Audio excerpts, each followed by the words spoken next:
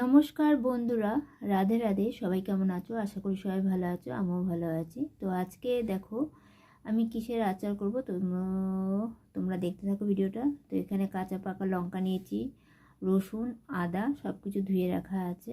এবার চলো, প্রথমে 1 চামচ মৌরি আমি এখানে 2 চামচ নিলাম, মৌরির পরিমাণটা একটু বেশি। জিরে 1 চামচ, ধনে 1 চামচ, মেথি 1 চামচ, কয়েকটা গোলমরিচ। এবার এইগুলোকে আমি ভালো করে ভেজে নেব হালকা। গ্যাসটা ধরিয়ে দিয়েছি, এবার এটাকে ভালো করে একটু ভেজে নেব।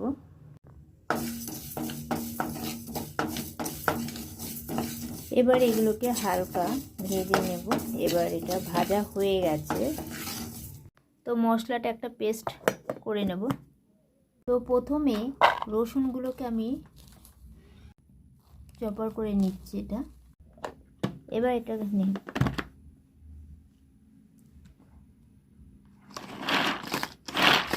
এবার আদাটা দিয়ে দিচ্ছি। এবার লঙ্কাটাকে করে নেব, হয়ে গেছে লঙ্কাটা পেস্ট। এবার দিয়ে দেব প্রথমে হলুদ গুঁড়ো, কাশ্মীরি লঙ্কার গুঁড়ো, বিট নুন, সাদা নুন, কালো জিরে, লেবুর রস। তোমরা চাইলে এখানে ভিনিগারও দিতে পারো, তো আমি লেবুর রসটাই দিলাম। ভেজে রাখা মশলা আমি এখানে 3 চামচ দিলাম, তোমাদের যতটা লাগবে ততটাই দেবে। এবার তেল গরম করে নেব। তেলটা গরম হয়ে গেছে, এবার আমি অল্প অল্প করে দিয়ে দেব। এবার এটাকে ভালো করে মেখে নেব। সুন্দর একটা গন্ধ বেরিয়েছে বন্ধুরা, দেখতে পাচ্ছ তোমরা।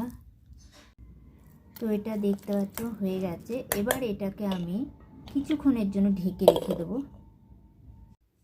তো কিছুক্ষণ ঢাকা রাখার পরে ঢাকনাটা উঁচু করে দেখছি, দেখুন খুব সুন্দর একটা কালার এসছে।